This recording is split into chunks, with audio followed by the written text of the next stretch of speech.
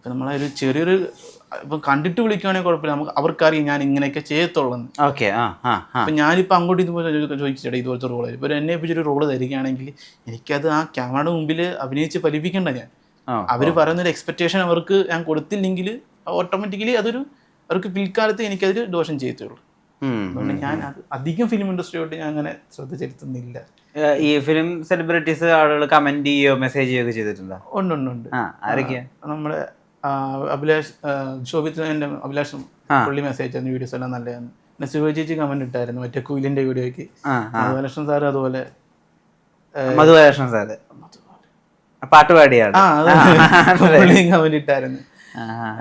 പിന്നെ മറ്റേ ഗോപിസുന്ദറൊക്കെ മറ്റേ വേറൊരു വീഡിയോ എടുത്ത് സ്റ്റോറി ഒക്കെ ഇട്ടായിരുന്നു. അത്യാവശ്യം കുറച്ച് ആൾക്കാരൊക്കെ മെസ്സേജ് അയക്കുന്നുണ്ടായിരുന്നു. ഇഷ്ടമാണോ സ്വയം സ്ക്രീനിൽ കാണാൻ?